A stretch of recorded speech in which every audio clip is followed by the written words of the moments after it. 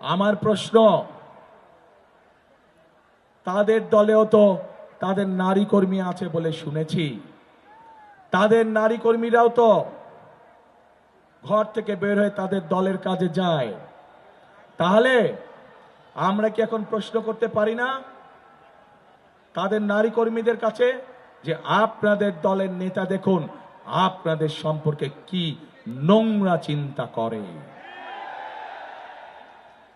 প্রিয় ভাই বোনেরা, বিএনপি সবসময় বিশ্বাস করে দেশের যদি উন্নয়ন করতে হয়, দেশকে যদি এগিয়ে নিয়ে যেতে হয়, তাহলে নারী পুরুষ ভেদাভেদ রাখলে চলবে না। আজকে যেই গার্মেন্ট শিল্প নিয়ে সারা পৃথিবীতে বাংলাদেশের মানুষ গর্ব করে, এই গার্মেন্ট শিল্প কারা চালাচ্ছে? এই গার্মেন্ট শিল্প তো বাংলাদেশের নারীরা চালাচ্ছে। গার্মেন্ট শিল্পের মধ্যে অন্তত 50 লাখেরও বেশি নারী শ্রমিক কাজ করছে। তাদের প্রতিদিনকার কষ্টের ফলেই আজ সারা পৃথিবীর বুকে বাংলাদেশের গার্মেন্ট শিল্প একটি বিখ্যাত শিল্পে পরিণত হয়েছে।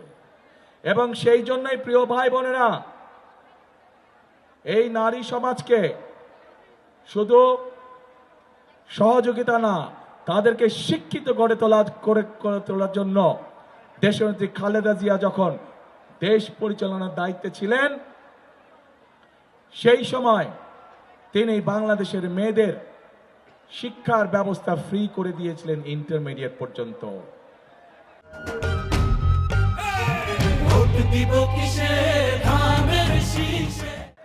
আজ দেশনেত্রী খালেদা জিয়ার দল হিসাবে আমরা সিদ্ধান্ত গ্রহণ করেছি যে ইনশাআল্লাহ 12 তারিখের নির্বাচনে আপনাদের সমর্থনে আল্লাহর রহমতে বিএনপি তথা ধানের শীষ সরকার গঠনে সক্ষম হলে আমরা বাংলাদেশের সকল মায়েদের কাছে, সকল গৃহিণীদের কাছে ঘরে ঘরে আমরা ফ্যামিলি কার্ড পৌঁছে দিব।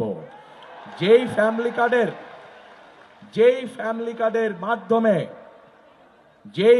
কার্ডের মাধ্যমে বাংলাদেশের প্রত্যেকটি পরিবারের গৃহিণী বা মা সরকারের পক্ষ থেকে প্রতি মাসে ন্যূনতম একটি সুযোগ বা সুবিধা পাবে।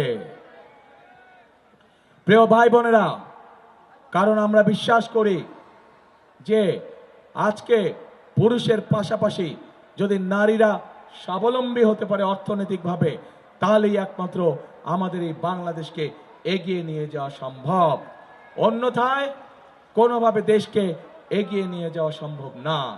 সেজন্যই আমরা বাংলাদেশের অর্ধেক জনগোষ্ঠীকে পেছনে রেখে আমরা আশা কোনোভাবেই করতে পারি না যে বাংলাদেশ উন্নতি করবে। বাংলাদেশ তখনই উন্নতি করবে যখন নারী পুরুষ কাঁধে কাঁধ মিলিয়ে একসাথে আমরা ইনশাল্লাহ কাজ করতে পারবো।